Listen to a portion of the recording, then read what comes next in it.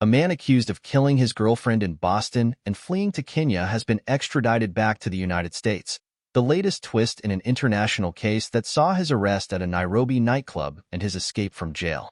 Kevin Kangith, 42, is accused of killing nurse Margaret Maggie Mbitu, whose body was found in a parked car last November at Boston's Logan International Airport 2 days after she was reported missing.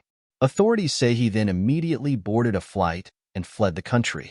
For months, the suspect eluded authorities after he arrived in Kenya. In January, investigators spotted Kangith at a nightclub in Nairobi and arrested him. He escaped from jail days later and was on the run for a week before he was rearrested in Nairobi in early February. Kenya has an extradition treaty with the United States. Kangith's extradition Sunday returns him to the jurisdiction of his alleged crime, some 7,000 miles away. He is expected to face a murder charge at Suffolk Superior Court on Tuesday, said Renson Nganga, Kenya's Director of Public Prosecutions. I wish to reiterate my commitment and support, whenever needed, to the United States of America, and in particular the prosecution team as they proceed with the next phase of the case, Nganga said in a statement Monday. He boarded a flight the day before her body was found. Mbitu, 31, lived in Whitman, a Boston suburb, and was the youngest in a family of healthcare workers. Her 2 older sisters and her mother are all nurses. She was reported missing in late October after she didn't show up for work, which was uncommon for her.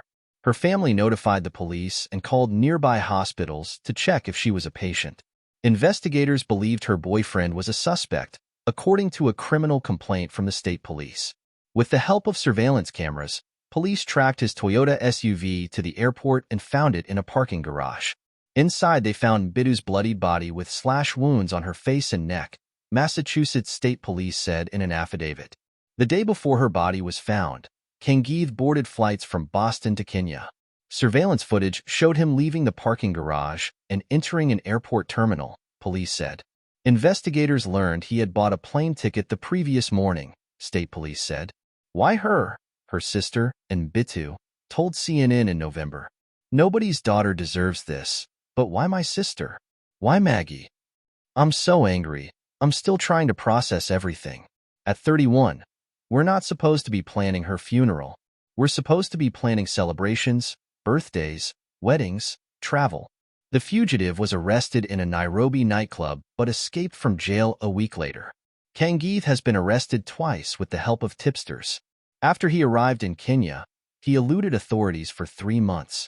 Then in late January, someone alerted police that a man at a nightclub in Nairobi resembled images of the suspect they'd seen on social media, Kenyan authorities said. An undercover officer tracked him down and struck up a conversation with him, a police official told CNN. Within hours, authorities identified the man as Kangith, whom authorities in Massachusetts had obtained an arrest warrant on a murder charge. A week later, a man claiming to be his lawyer appeared at the police station where he was being held and asked to speak with him. Officers released the suspect from his cell and left them alone in an office. The suspected escaped on foot and evaded authorities for days, police said. He was rearrested a week later at a relative's house in a suburb of Nairobi after another tip-off, Kenyan police said.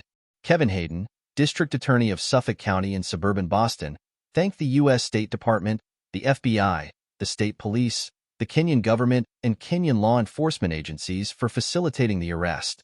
Their tremendous and untiring efforts will provide Margaret's family and friends the opportunity to see Kevin Kangith face justice for this terrible crime, Hayden said in a statement in February. Investigators have not revealed a motive in the killing.